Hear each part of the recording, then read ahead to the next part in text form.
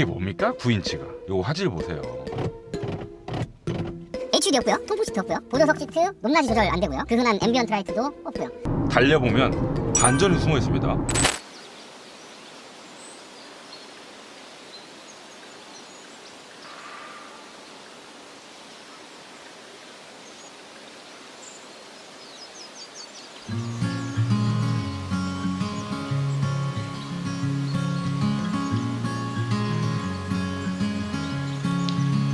CRV의 얼굴은 크게 호불호를 탈 것 같지 않으면서 이만하면 잘생긴 편이죠. 누가 혼다 아니랄까봐 건담스럽고요. 시승차는 하이브리드여서 19인치 휠이 기본입니다. 나머지는 크게 말씀드릴 게 없죠. 대단히 개성 넘치지도 기교를 부리지도 않은 아주 무난한 외형입니다. 차 가격을 생각했을 때 무광 플라스틱으로 마감한 B필러는 조금 아쉽네요. 오른쪽 사이드미러 아래 달린 레인워치 카메라도 꼭 이렇게 커야만 했는지 의문입니다. D필러를 따라 떨어지다가 안으로 꺾여 들어가는 리어램프는 볼보가 떠오르는 디자인이죠. 후방 방향지시등은 벌브입니다. 앞쪽은 헤드램프, 방향지시등 전부 LED로 들어가 있거든요. 리어램프 전부 LED고요. 근데 후방 방향지시등은 아직 벌브다. 배기구 팁은 좌우에 하나씩 뚫렸는데 왼쪽은 가짜, 오른쪽은 진짜.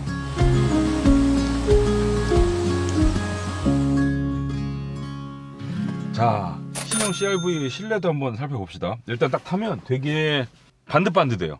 자, 대시보드 이쪽 끝에서 저쪽 끝까지 거의 직선이다시피 쫙 평면이죠. 되게 네모 반듯반듯해요. 뚝, 뚝, 뚝. 그래서 어떤 느낌이냐? 되게 넓어 보입니다. 지금 제 어깨에서 문까지 거리도 꽤 넉넉하고요. 머리 공간도 그렇고 되게 실제 크기보다도 넓어 보이죠. 시원시원해요. 근데 또 밖에서 말씀드린 것처럼 뭐가 막 화려하고 신기한 것까지는 없어요. 계기판도요, 지금 잘 표시가 안 나서 그렇지 왼쪽 한 60%만 LCD고 오른쪽은 실제 아날로그 바늘이거든요. 요즘 시대에 이렇게 반쪽짜리 LCD 계기판 넣는 차가 어딨냐고. 센터 스크린 9인치입니다. 불과 9인치. 기어노브는요, 정말 요즘 신차들 중에서 특히나 요 정도 급이라면 더더욱 찾아보기 힘든 기계식을 쓰고 있죠. 요즘 같은 노브라고 하더라도 딸깍딸깍 움직이는 전자식 있잖아요. 그게 아니라는 뜻입니다. 계기판, 센터 스크린, 기어노브 요 세 가지만 놓고 보더라도 요즘 유행에서는 좀 벗어나 있음을 알 수 있죠. 오케이, 뭐 원래 일본 브랜드들의 변화에 좀 소극적이니까 그렇다고 칩시다. 그렇다 하더라도 저는 이 센터 스크린 그리고 이 안에 들어가 있는 인포테인먼트 시스템만이라도 하루빨리 개선해야 되지 않을까 싶거든요. 이런 메뉴들이 있어요. 나침반, 그 다음에 차량 설정, 그 반잘주행 관련 기능이나 뭐 조명 설정, 이런 것들 세세한 메뉴들을 조정할 수 있게 되어 있는데 메뉴 자체는 크게 흠잡고 싶지 않거든요. 괜찮아요. 뭐 그래픽도 단순하고 괜찮은데 이게 뭡니까? 9인치가. 자, 후방 카메라 놓잖아요. 후방 카메라 화질은 또 이게 2023년에 팔리는 차의 화질이냐고요. 좀 너무 안습이지 않습니까? 또 이것도 있어요. 우측 한 바퀴를 켜면 오른쪽 후측방 시야를 보여주는 레인워치 기능이 이렇게 들어가 있는데 요 화질 보세요. 사이드미러보다 훨씬 더 넓은 시야각을 제공해 주는 거는 좋거든요. 그래도 화질은 좀 이거보다 개선해야 되지 않을까 싶네요. 지금 이 CRV에는 양쪽에 평면 거울이 들어가 있습니다. 흔히 우리나라에 팔리는 다른 차들처럼 볼록 거울이 아닌 평면 거울이 들어가 있어서 차선 변경할 때 이렇게 좀 주변을 잘 살펴야 되거든요. 되게 시야각이 좁아요. 그렇다 보니까 더 이런 레인워치 기능이 고마운데 이게 오른쪽만 제공되고 그나마 화질도 별로 좋지 않다. 메모리 시트 있고요, 열선 시트 있고요, 전동 시트 있고요, 유선 안드로이드 오토, 유무선 애플 카플레이 되고요, 12개의 스피커로 이루어진 보스 사운드 시스템 들어가 있고요, 무선 충전 패드 있고요, 듀얼전 오토 에어컨 들어가 있고요, 오토 홀드 있고요, 힐 디센트 컨트롤 들어가 있고요, 주행 모드 있고요. 방금 말씀드린 이런 편의 장비들 있죠. 지금 2023년에 팔리고 있는 이 정도 가격대의 차라면 당연히 있어야 되는 것들이죠. 만약 여기서 하나라도 빠지면 욕을 먹을 수밖에 없는 정도의 당연한 장비들인데 그 정도만 딱 있고요. 여기에서 오 이거 있네 싶은 건 또 없습니다. HUD 없고요. 통풍 시트 없고요. 보조석 시트 높낮이 조절 안 되고요. 또 요즘 그 흔한 앰비언트 라이트도 없고요. 저 개인적으로는 사실 편의 장비에 막 그렇게 목매는 스타일이 아니어서 저는 이 정도로 괜찮아요. 근데 문제는 뭐냐? 대한민국의 다른 소비자들도 과연 저처럼 너그럽게 생각해 줄까 싶은 거죠. 우리나라 소비자들의 요즘 눈높이 어때요? 현대기아 자동차의 정말 휘황찬란한 편의 장비에 눈높이가 맞춰져 있잖아요. 이 CRV의 신뢰를 보고 있자면 과연 지갑을 열까 싶은 걱정이 듭니다. 자, 2열인데요. 일단 문을 딱 여시면 이거 봐요. 거의 90도로 열려. 한 87.3도 정도 될 것 같아요. 문이 이렇게 열리는 건 레이가 이렇거든요. 와. 자, 문을 이렇게나 활짝 열어주는 덕분에 2열에 들어갈 때 이 공간 보세요. 폭 이런 것도 디자이너들이 다 패키징 할 때 연구하는 거거든요. 이 2열 접근성에 있어서는 짱이다. 오, 진짜 넓어. 이렇게 슉 들어가면 끝나요. 자, 2열에 들어서서 보니 일단 공간이요. 앞에 제가 1열에서 뭐라고 말씀드렸죠? 이 대시보드랑 문짝이 되게 판판해가지고 실제보다 넓어 보인다고 말씀드렸잖아요. 2열에서는요, 넓어 보이는 게 아니고 실제로도 넓습니다. 치수를 보시면 전 세대 CRV보다 휠 베이스 되게 많이 길어졌거든요. 그 효과를 이렇게 딱 앉아서 보면 충분히 느낄 수 있고요. 옆까지 이 텀블홈, 요 머리 옆 공간도 충분하고요. 쾌적합니다. 여러분, CRV가 혹시 뭐의 약자인 줄 아십니까? C, 컴팩트, R, runabout, V, vehicle. 그래서 작은 소형차다, 하여튼 그런 뜻이에요. 그래서 1세대 CRV 보면 진짜 작은 소형 SUV였거든요. 근데 지금 현 세대 6세대 CRV는 전체 길이도 그렇고 휠베이스도 그렇고 실내 공간을 봐도 그렇고 이제는 컴팩트가 약간 무색하게 들릴 만큼 커졌습니다. 중형 SUV에 이 정도면 야, 제가 상당히 중요하게 생각하는 등받이 각도, 지금 상태, 이 상태가 가장 눕혀놓은 상태입니다. 와, 이 정도면 거의 뭐 국산 SUV랑 비교해도 꿀리지 않을 만큼 뒤로 많이 젖혀지죠. 그리고 송풍구 있고 USB 타입C 충전구 2개 있고요. 여기서도 조금 아쉬운 게 뭐냐면 보통 이 미국 시장을 주력으로 파는 차들이 이런 경우가 많거든요. 미국 소비자들은 고급스러움에 대해서 별로 신경을 안 쓰는지 이렇게 송풍구, 특히 1열보다 2열에 올수록 정말 성의 없게 만들어 놓는 경우가 있거든요. 이 CRV도 과거보다는 고급스러워졌는데 그래도 1열에 비하면 훨씬 더 좀 솔직히 좀 저렴해 보이죠. 자, 트렁크도 보여드리면 이 전작보다 차가 길어진 만큼 트렁크 용량도 넓습니다. 지금 기본 용량이 1113리터고요. 지금처럼 2열 시트를 전부 다 접으시면 2166리터까지 확대되거든요. 공간 자체만 놓고 봤을 땐 동급 수입 SUV들 중에 라브4보다 조금 더 넓고요. 조금 아쉬운 건 이 트렁크 바닥이랑 2열 등받이 사이에 턱이 이따만실하게 있다. 되게 높네. 만약에 이 CRV로 차박을 가실 거면 트렁크 바닥 쪽에 뭔가 매트리스를 깔아서 평탄화 작업이 반드시 필요해 보이네요. 여러분, 그렇다면 이 신형 CRV의 주행 느낌은 어떨까요? 솔직히 제가 방금 실내외 디자인 살펴보면서 그렇게 좋은 얘기를 안 했던 것 같거든요. 근데 달려보면 반전이 숨어 있습니다. 이 디자인 이렇게 살펴볼 때보다 운전하고 있을 때의 만족감이 더 높더라고요. 자, 왜 좋은지 말씀드릴게요. 일단 이 혼다의 하이브리드 시스템 나름 독특합니다. 우리가 가장 먼저 떠올리는 하이브리드 시스템은 토요타 시스템이 있죠.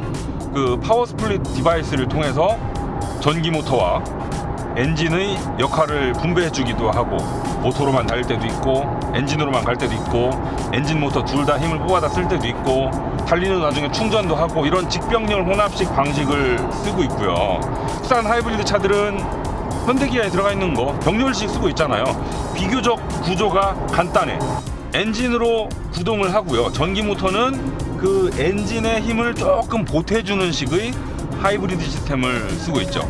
반면에 혼다는 어떤 방식이냐? 또 복잡한 얘기하면 여러분들 나가실지도 모르는데, 제가 최대한 쉽게 말씀을 드리자면, 일단 혼다의 하이브리드 시스템도 토요타와 같은 직병렬 혼합식입니다. 직병렬 혼합식이라는 말은 전기 모터가 두 개라는 뜻이죠. 이 구동용 모터가 하나 있고 발전용 모터가 하나 있고, 이 발전용 모터는 말 그대로 발전도 하고 엔진 시동도 걸고요. 그리고 구동용 모터가 있는데, 이 구동용 모터의 출력이 다른 하이브리드 차들의 구동용 모터보다 힘이 훨씬 셉니다. 180마력이 넘어요. 이 CR-V에 들어가 있는 엔진보다도 출력이 높습니다. 엔진은 지금 140마력대인데 구동용 모터는 180마력대니까. 그래서 혼다의 이 투모터 하이브리드 시스템은 일단 전기 모터 구동을 메인으로 삼습니다. 바퀴가 구르기 시작할 때는 물론이고, 저속에서부터 고속 영역까지 거의 뭐 전기차처럼 움직여요. 전기 모터가 이 차를 앞으로 나가게 하는데 가장 큰 역할을 한다. 토요타는 엔진 모터를 실시간으로 분배, 현대는 엔진이 기본, 모터가 보조, 혼다는 반대로 모터가 기본, 엔진이 보조. 아주 간단하게 말씀드리면 대충 이런 원리일 것 같아요. 자, 그러면 이 혼다의 하이브리드 시스템에 들어가 있는 엔진은 도대체 뭘 하냐? 방금 모터의 힘이 세다고 말씀을 드렸잖아요. 그러면 전기도 많이 먹을 거고 빨리빨리 충전을 해야 되니까, 그때 그 모터를 굴리는 데 필요한 전기를 발전시켜 줍니다, 엔진으로. 자, 그 다음 속도가 어느 정도 좀 올라가죠. 시속 한 70, 80 이렇게 달리기 시작하면 원래 떨어져 있던 엔진과 바퀴 사이의 클러치를 딱 붙여가지고 모터에 힘을 더해주기 시작합니다. 그 엔진의 제어는 2리터 4기통 애킨슨 사이클 가솔린 엔진이고요. 근데 이번 신형 CR-V에 들어가 있는 4세대 혼다 하이브리드 시스템은 기존 혼다 하이브리드 시스템이랑 조금 달라졌거든요. 예전에는 이 발전용 모터와 구동용 모터가 엔진이랑 일자로 쭉 붙어 있었어요. 근데 이걸 쭉 나란히 놓다 보니까 너무 길어. 그래가지고 가장 바깥에 있던 발전용 모터를 떼다가 옆에다가 배치시켰죠. 그러니까 파워트레인의 패키징을 좀 더 컴팩트하게 만들 수 있는 장점을 챙겼고요. 엔진의 출력 특성도 조금 더 같은 토크지만 좀 더 낮은 RPM 영역대에서 나오게 해가지고 소음 면에서 장점을 추가했죠. 같은 토크를 내더라도 RPM이 낮아 더 조용할 수밖에 없죠.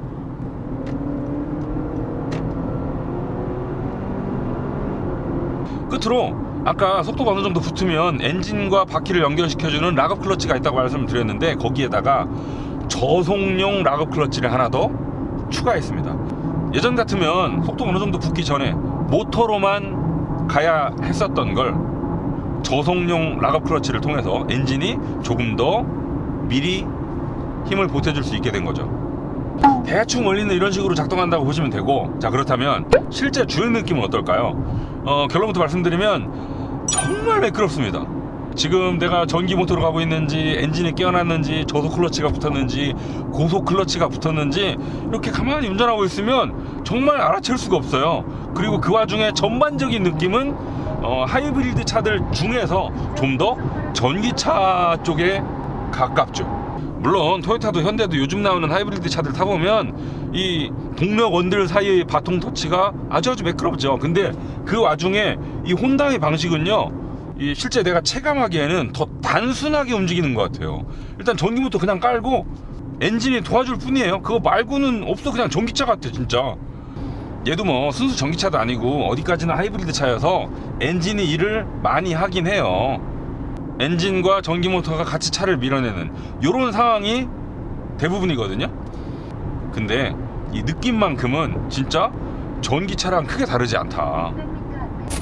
또 전기차스러움을 배가시켜주는 요인이 뭐가 있냐면, 지금처럼 살살 달릴 때 엄청 조용하거든요. 엔진룸에서 이 실내로 넘어오는 소음이 별로 없어요. 지금처럼 가속 페달을 끝까지 밟아서 꾹 RPM을 쥐어 짜잖아요. 이럴 때는 비로소 엔진음이 실내로 넘어오기 시작하죠. 근데 그 엔진음이요 꽤 조용해요. 고 RPM 영역에서의 엔진 회전 질감 정말 부드럽습니다. 효율을 극한으로 추구하는 하이브리드 시스템에 얹힌 내연기관들이 되게 거칠거칠하거든요. 회전 질감도 별로 안 좋고 소리도 막 애처로운 소리 들려주고 되게 안 좋기 마련인데, 지금 이 혼다 시스템에 들어가 있는 2리터 4기통 가솔린 엔진은 RPM을 띄워도요 엄청 매끄러워요. 제가 최근에 탔던 하이브리드 시스템의 내연기관 중에서 가장 부드럽습니다. 자, 지금도 다시. 오, 부드러워. 회전 질감. 여러분, 토요타 하이브리드 시스템도 되게 좋긴 한데 제일 단점이 좀 도드라지는 환경이 언제냐면 차지 모드일 때거든요. 그때는 엔진이 이제 발전 기역할만 한단 말이에요. 그때 실내로 소음도 많이 넘어오고 그 엔진 거칠거칠한 느낌이 좀 도드라져서 조금 실망감을 주는데, 얘는 차지 모드는 없지만 그 토요타의 차지 모드일 때처럼 정차 중에 시동만 걸려 있거나 이럴 때도 꽤 조용하고 엔진이 매끄럽다는 점. 또 하이브리드 차임에도 전기차와 닮은 느낌을 내주는 요인, 바로 가속감이거든요. 자, 보세요. 꼭!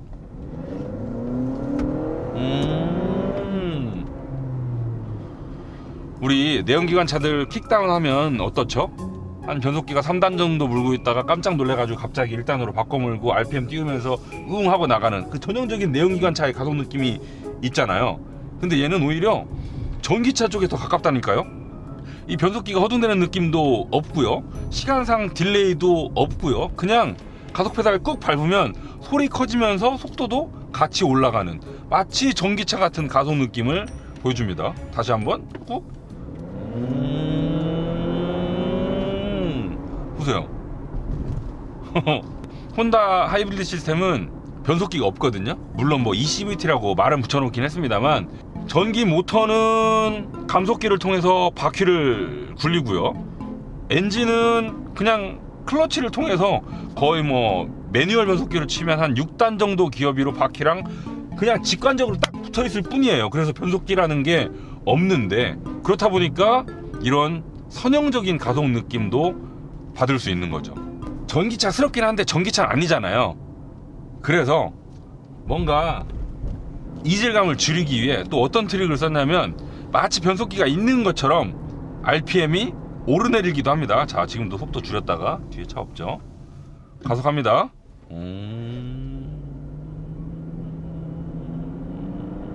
바꿔 물었죠. 업, 이런 식으로 엔진 RPM의 오르내림이 있어요. 이 기계식 기어 노브를 뒤까지 당기시면 B모드가 있습니다. B모드 뭔지 이제 다 아시죠? 전기차 애들 많이 달려있는 거잖아요. B를 놓으시면 회생제동이 훨씬 더 많이 들어오고 마치 원페달 드라이빙처럼 운전을 해줍니다. 이 전기차의 B모드는 원페달 드라이빙으로 작동되는 경우가 많은데, 이 CRV의 B모드는 완전 정차까지는 안 되더라고요. 또 기어노브를 B로 놓던 D로 놓던 운전대 뒤에 있는 패드를 통해서 이 회생제동의 개입 정도를 4단계로 조절할 수도 있거든요. 딸깍하면 1단계, 2단계, 3단계, 4단계 점점 회생제동이 많이 들어오면서 차의 속도도 그만큼 많이 줄어들게 되죠. 아까 제가 처음에 이 CRV의 전기 모터가 상당히 강력하다고 말씀을 드렸잖아요. 전기 모터의 힘이 센 만큼 반대로 감속할 때 발전도 더 많이 할 수 있거든요. 그래서 이렇게 개입 정도도 적극적으로 조절할 수 있는 거죠. 지금처럼 이렇게 긴 내리막이라면 회생제동 개입 정도를 좀 많이 들어오게 해서 브레이크는 그만큼 덜 밟고요, 버려지는 에너지는 그만큼 더 많이 걷어들일 수 있고요. 일거양득이죠. 평균 연비 리터당 15.1km 찍고 있거든요. 방금 와인딩 살짝 산길 오르락내리락 한두 번 해서 그렇지, 아까 이곳까지 오면서 한창 막힐 때는 16.2 정도 찍는 것도 봤거든요. 얘는 막히면 막힐수록 연비가 올라가더라고요. 그것도 이 전기 위주로 달린다는 방증일 수 있겠죠. 모터로 가면 갈수록 그만큼 엔진은 쉬고 있다는 얘기고, 엔진이 쉰다는 얘기는 기름을 안 먹는다는 얘기니까 승차감이요, 적당히 말랑말랑해요. 승차감 위주로 세팅된 하체인 건 맞거든요. 근데 마냥 뭐 흐물러 뭐 이런 하체도 아니고 적당히 말랑말랑해요. 자, 과속방 시터 쿵쿵쿵, 오, 아주 좋아. 1억 2억씩 하는 대단한 고가의 SUV가 아니잖아요. 그럼에도 불구하고 이 정도의 고급감, 이 정도의 승차감이라면 저는 아주 훌륭한 세팅이라고 생각되거든요. 지금도 노면이 별로 좋지 않은 상태인데 하나도 불쾌하잖아요. 그 소형 SUV에서 느낄 수 있는 좀 탕탕거리는, 속이 빈 것 같은 싸구려 느낌도 거의 받을 수 없고요. 쿵쿵쿵 충격 잘 걸러주고요. 그리고 사소한 것도 한번 알아보자면, 일단 운전 자세 꽤 좋습니다. 초보 운전자들도 편하게 운전할 수 있는 자세예요. 지금 보니 끝 가늠하기 아주 좋고요. 벨트 라인도 높지 않아서 시야가 되게 탁 트여 있죠. 대시보드도 낮고 평평하게 쫙 깔려 있고요. 아주 쾌적해요. 딱 하나, 사이드 미러가 평면 거울인 거 빼고, 혼다 코리아에서 이 정도는 볼록 거울로 바꿔서 팔아야 되는 거 아니야? 그 정도 성의는 좀 보여줬으면 좋겠는데 아쉽죠. 나머지는 다 무난한데요. 브레이크 페달이 살짝 높은 감이 있습니다. 보통 우리 쉐보레 운전할 때 보면 다 괜찮은데 브레이크 페달이 좀 높다고 느껴지는 경우가 있거든요. 얘도 미국 시장을 노린 차여서 그런지 좀 비슷하게 브레이크 페달이 살짝 높은 감이 있네요. 그 다음 CRV를 운전하면서 특이했던 점, 지금 이 안드로이드 오토 T맵이 계기판에도 연동돼서 뜨거든요. 437m 후에 우회전하라고 알려주고 있어요. 이것까지는 오케이, 좋아요, 연동되는 거. 근데 여기 화살표 위에 보시면 점 3개 찍혀 있죠. 혹시 여러분 저 점 3개가 뭘 말하고 있는지 아시겠어요? 한번 맞춰보세요, 여러분. 점 5개로 바뀌었다. 다시 꺼졌네. 또 나왔다. 저 점 3개가 가끔 바뀌기도 하거든요. 점 5개 됐다가 가끔 중간에 숫자를 써주기도 하고. 저 뭔지 아시겠어요, 여러분? 한번 맞춰보세요. 저게 뭐냐면 요겁니다. 분기점. 요 분기점이 원래 여기 표시가 돼야 되는데 한글이 깨져서 점 3개로 나오는 거예요. 여기 가끔 다음 목적지를 왔다 갔다 하면서 알려주는 경우 있거든요. 요게 바뀌면 저 점도 바뀌어요. 요건 이 혼다 자체 인포테인먼트 시스템이랑 안드로이드 오토랑 최적화가 조금 덜 됐다는 뜻이죠. 이건 나중에 뭐 소프트웨어 업데이트를 통해서 좀 수정이 됐으면 좋겠습니다.